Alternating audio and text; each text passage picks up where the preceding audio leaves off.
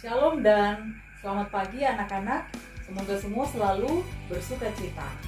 Kita akan melanjutkan materi kita hari ini setelah pada pertemuan sebelumnya kita telah belajar bersama bagaimana bertumbuh menjadi keluarga Allah. Materi kita hari ini adalah keluarga yang kuat melahirkan pribadi yang kuat.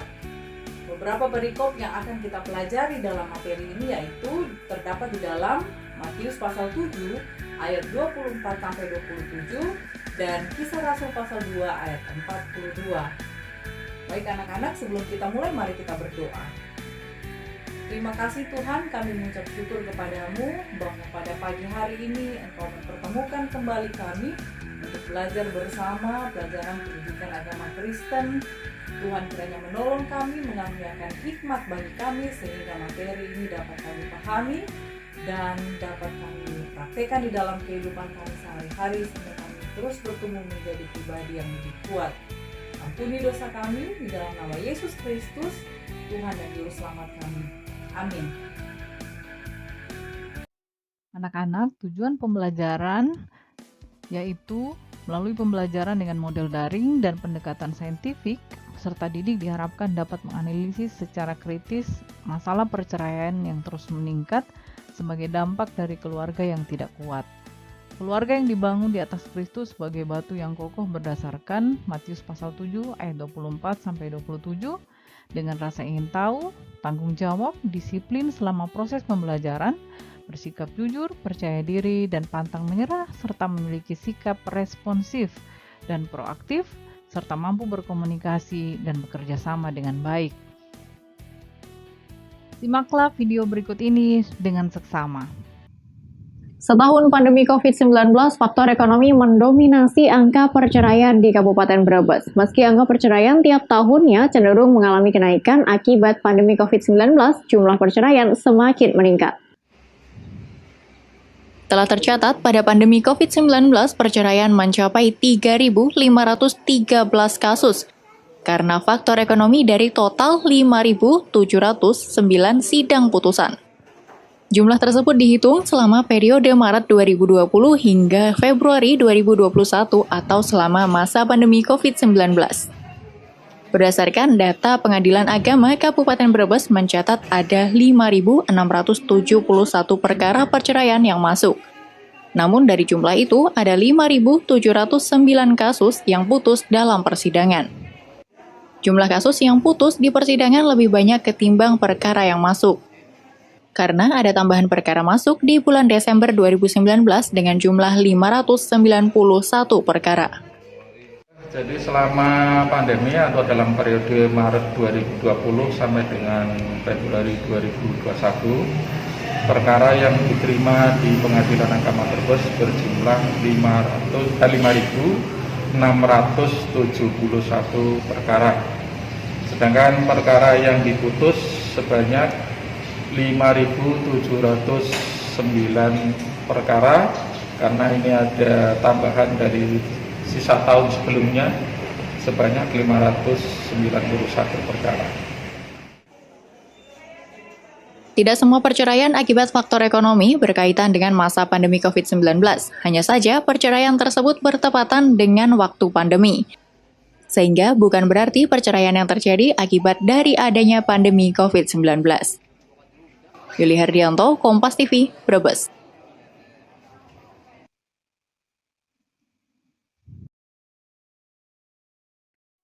Baik anak-anak, dari video tadi, silakan berikan tanggapanmu terhadap berita yang kamu tonton, serta bagaimana keterkaitannya dengan nilai kasih dan kesetiaan dalam iman Kristen. Menurut kamu, mengapa kasus perceraian meningkat akhir-akhir ini? Dan bagaimana seharusnya tindakan keluarga Kristen terkait perceraian yang sering terjadi di tengah-tengah kehidupan keluarga? Mari kita lanjutkan, kita akan belajar bersama dari Alkitab. Nah, di sini perikop yang akan kita baca adalah di dalam Matius pasal 7 ayat 24 sampai 27. Yaitu dua macam dasar.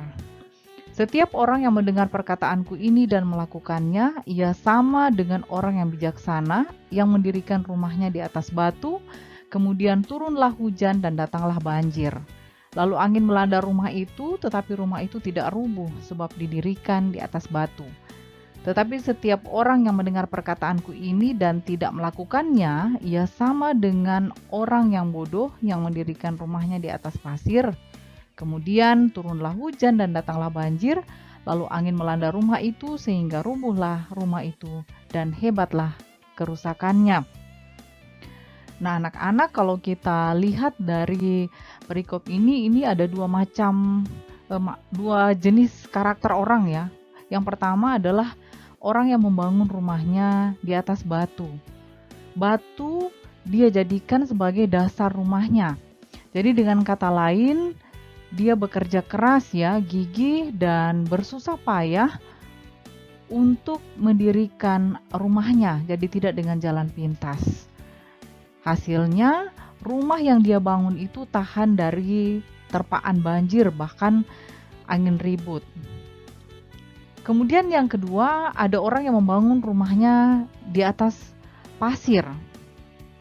Ya, dia tidak mau bekerja keras, tidak mau bersusah-susah, dia tidak menggali tanah dalam-dalam, sehingga hasilnya ketika datang hujan, banjir, angin melanda, maka rubuhlah rumah itu, bahkan kerusakannya begitu hebat. Jadi kalau kita lihat dari dua karakter orang ini, di mana letak perbedaan ketika mereka membangun rumah. Tentu saja dari penjelasan tadi, kita dapat lihat letak perbedaannya ialah dari dasar yang dipakai untuk membangun rumah. Yang satu menggunakan batu atau dia mendirikan rumahnya di atas batu, yang satunya di atas pasir. Nah, demikian dengan orang yang mendengar firman Tuhan ya. Kalau dia mendengarkan firman Tuhan kemudian dia jalankan di dalam kehidupannya, maka khususnya di dalam kehidupan keluarga, apapun terpaan, tantangan, masalah, pergumulan, maka rumahnya akan berdiri kokoh di dalam kasih Kristus. Karena bukan hanya satu pihak, tetapi baik suami, istri maupun anak-anak semuanya berupaya untuk hidup di dalam firman Tuhan, merenungkan dan menaati firman Tuhan. Tetapi orang yang membangun rumahnya di atas pasir sama dengan orang yang mungkin hanya mendengar tetapi tidak merenungkan, bahkan tidak menaati, tidak melakukan perintah atau firman Tuhan.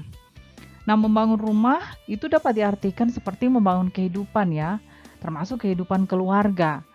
Supaya kehidupan ini kuat, maka itu harus dibangun di atas dasar yang kokoh.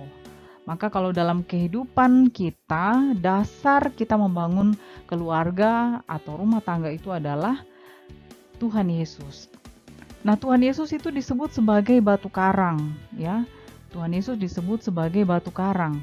Jika kehidupan keluarga dibangun di atas Kristus, maka keluarga akan memiliki kehidupan yang kokoh, aman, dan selamat. Membangun di atas Kristus itu artinya seluruh kehidupan keluarga bergantung sepenuhnya kepada Kristus atau berpusat kepada Kristus. Sehingga seluruh bangunan kehidupan keluarga akan bertumpu sepenuhnya kepada Kristus sebagai satu-satunya landasan hidup bagi keluarga. Maka Kristus akan menopang kehidupan keluarga Kristen. Jadi keluarga Kristen itu tahan menghadapi berbagai ujian, tantangan di dalam kehidupan. Nah, dalam menghadapi tantangan pergumulan di dalam kehidupan, keluarga tidak boleh tinggal diam. Keluarga harus bergerak ke arah Kristus, harus berupaya untuk membangun hubungan yang kokoh dengan Tuhan. Rumah bukan sekedar berdiri di atas batu, tetapi dia harus benar-benar tertanam di batu itu. Setiap anggota keluarga harus benar-benar tertanam di dalam Kristus. Tuhan sendiri menginginkan keluarga memiliki hubungan yang baik, hubungan yang kuat, bahkan terikat erat dengan Kristus. Sehingga pada akhirnya nanti keluarga akan semakin bertambah kokoh, kuat, teguh di dalam iman kepada Kristus. Di dalamnya, keluarga atau setiap orang Kristen akan senantiasa mengucap syukur kepada Tuhan. Sehingga sekali lagi kita tidak cukup hanya mendengarkan firman, tapi firman itu benar-benar harus dilakukan di dalam kehidupan sehari-hari. Meskipun pada realitanya sulit ya untuk mempraktikkan firman Tuhan, tetapi ketika kita benar-benar dapat mengandalkan Kristus sebagai landasan hidup, mau berusaha dengan keras, giat membangun hubungan yang dalam dengan Kristus, menjadikan kasih Kristus itu sebagai pengikat kita dengan keluarga dan dengan Tuhan, maka Tuhan pasti akan menolong kita untuk melakukan kehendak-Nya. Kemudian yang kedua, di sini ada Kisah Para Rasul 2 ayat 42. Kisah Para Rasul pasal 2 ayat 42 yang berkata demikian. Mereka bertekun dalam pengajaran rasul-rasul dan dalam persekutuan, dan mereka selalu berkumpul untuk memecahkan roti. Nah, siapakah yang dimaksud dalam perikop ini? Kalau kita buka di dalam Kisah Rasul, seperti yang sudah Ibu bacakan tadi, ini bercerita tentang kehidupan jemaat mula-mula. Ada beberapa hal yang dapat kita lihat di sana, yaitu yang pertama, mereka selalu bertekun membaca dan memahami firman Tuhan. Ya, bahkan mereka tidak pernah mengingkari atau meninggalkan firman Tuhan. Ya, mereka bertekun dalam ajaran bahkan perintah rasul-rasul. Kemudian yang kedua, mereka selalu bersekutu bersama. Mereka bertekun dalam persekutuan. Mereka sehati berkumpul ya di dalam bait Allah. Mereka tidak saja mengasihi satu sama lain, tetapi juga mereka bergaul dengan sangat baik antara satu dengan yang lain. Bahkan mereka sering bersama-sama. Kemudian berkumpul memecahkan roti. Ya, mereka juga berkumpul memecahkan roti untuk mengingat makna pengorbanan Yesus Kristus bagi orang-orang berdosa, termasuk para murid atau jemaat pertama yang ditinggalkan oleh Kristus ketika Dia naik ke sorga. Kemudian mereka selalu berdoa bersama. Ya, setelah Roh dicurahkan atau setelah Roh Kudus turun, seperti sebelumnya, ketika mereka menantikan apa yang dijanjikan oleh Allah ketika Dia naik ke sorga, mereka pun tidak putus-putus untuk berdoa, ya, karena doa ini tidak akan pernah tergantikan sampai kapanpun. Jadi, apa yang dilakukan oleh jemaat mula-mula ini menjadi cerminan bagi kita bahwa mereka benar-benar tinggal di dalam Kristus. Mereka selalu menanti-nantikan apa yang dijanjikan oleh Kristus dalam kehidupan mereka, bahkan apa yang diperintahkan oleh Kristus, itu mereka betul-betul praktekkan dalam kehidupan sehari-hari. Ini menjadi dasar kekuatan bagi kita sebagai orang Kristen, sebagai bagian dari keluarga untuk menjadi pribadi yang kuat.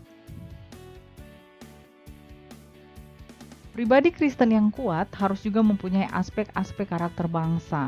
Berkaitan dengan hal tersebut, pendidikan karakter bangsa adalah suatu sistem penanaman nilai-nilai karakter kepada anak dan remaja yang meliputi komponen pengetahuan, kesadaran atau kemauan, dan tindakan untuk melaksanakan nilai-nilai tersebut, baik terhadap Tuhan, diri sendiri, sesama, lingkungan maupun kebangsaan, sehingga menjadi manusia yang berakhlak mulia.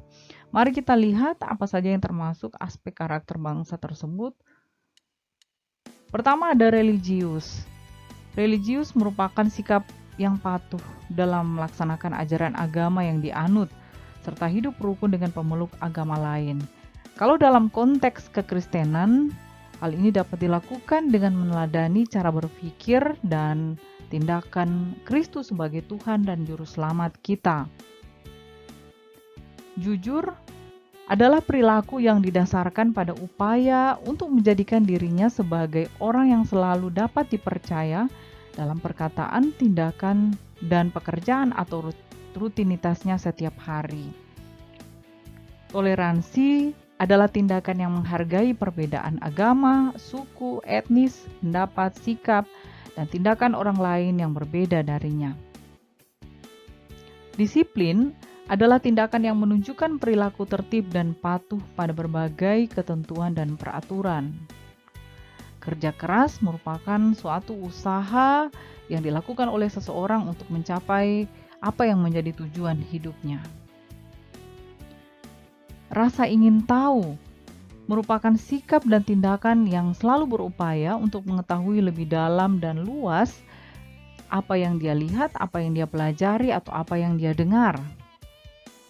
Demokratis adalah cara berpikir, bersikap, dan bertindak di mana dia menilai bahwa hak dan kewajiban orang lain itu sama dengan dirinya. Kreatif merupakan cara berpikir dan melakukan sesuatu untuk menghasilkan cara atau hasil baru dari sesuatu yang telah dimiliki. Bersahabat atau komunikatif. Hal ini merupakan tindakan yang mampu menjalin relasi positif dengan orang lain sebagai saudara atau sebagai sahabat. Menghargai prestasi merupakan sikap yang mendorong dirinya untuk menghasilkan sesuatu yang berguna bagi masyarakat, mengakui serta menghormati keberhasilan orang lain. Cinta tanah air adalah cara berpikir, bersikap, dan berbuat yang menunjukkan rasa kesetiaan, kepedulian, dan penghargaan yang tinggi terhadap bahasa, lingkungan fisik, sosial, budaya, ekonomi, dan politik bangsa. Semangat kebangsaan merupakan cara berpikir, bertindak, dan berwawasan yang menempatkan kepentingan bangsa di atas kepentingan diri dan kelompoknya.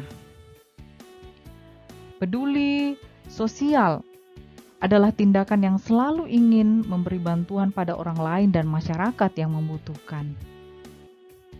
Peduli lingkungan yaitu tindakan yang mencintai lingkungan, selalu berupaya mencegah kerusakan pada lingkungan alam sekitarnya. Ya, contoh paling sederhana adalah tidak membuang sampah sembarangan. Gemar membaca. Nah, ini merupakan kebiasaan di mana dia dapat menyediakan waktu untuk membaca berbagai bacaan yang memberikan dampak positif atau kebaikan bagi dirinya. Cinta damai. Cinta damai merupakan sikap yang suka damai, menghargai orang lain yang tumbuh dari hati yang bersih. Juga dengan sadar, dia akan selalu berusaha menghindari konflik yang sifatnya dapat menghancurkan dan tidak membangun. Tanggung jawab merupakan perilaku seseorang untuk melaksanakan tugas dan kewajibannya yang seharusnya dia lakukan terhadap dirinya sendiri, masyarakat, lingkungan, termasuk alam, sosial, dan budaya, negara, bahkan kepada Tuhan. Dari penjelasan tadi, kita dapat menyimpulkan bahwa kita sebagai orang Kristen wajib mengembangkan kebiasaan dan karakter Kristen dalam hidup sehari-hari, baik sebagai pribadi maupun keluarga. Tapi sebagai warga negara Indonesia, kita juga dipanggil untuk mengembangkan aspek-aspek karakter bangsa untuk mendukung karakter Kristen. Dari apa yang sudah Ibu jelaskan tadi, tuliskanlah bagaimana hubungan orang yang bijaksana dan orang bodoh dalam kehidupan keluarga. Pertanyaan ini bertolak dari perikop bacaan kita tadi dalam Matius pasal 7 ayat 24 sampai 27. Apa yang harus kalian lakukan agar kehidupan keluarga menjadi kokoh dan kuat? Temukan masalah yang terjadi dalam keluargamu yang berkaitan dengan 3 dari karakter bangsa. Namun akhirnya masalah itu dapat diselesaikan sehingga keluargamu menjadi keluarga yang kuat di dalam Tuhan. Kesimpulan, keluarga yang kuat adalah keluarga yang dibangun di atas kasih Kristus atau keluarga yang berpusat hanya kepada Kristus, sehingga ketika keluarga itu menghadapi tantangan, pergumulan, masalah di dalam kehidupan keluarga, mereka akan mampu berdiri kokoh karena Kristus menolong dan menopang keluarga, kehidupan keluarga.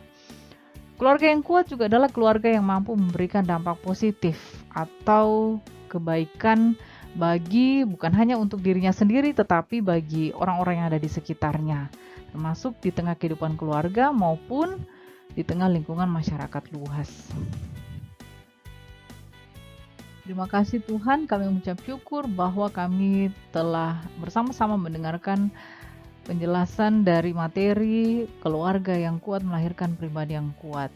Setelah ini ya Tuhan, kami akan melanjutkan dengan mengerjakan tugas yang diberikan kepada kami melalui Google Classroom. Tuhan kiranya menolong, memberi hikmat sehingga kami mampu untuk mengerjakan soal yang diberikan pada kami dengan baik. Bahkan materi yang sudah kami dengarkan hari ini itu menjadi kekuatan bagi kami untuk bertumbuh menjadi pribadi yang kuat di tengah kehidupan keluarga kami. Ampuni dosa kami, di dalam nama Yesus kami berdoa. Amin. Baik anak-anak, silahkan ke Google Classroom. Tuhan Yesus memberkati. Shalom.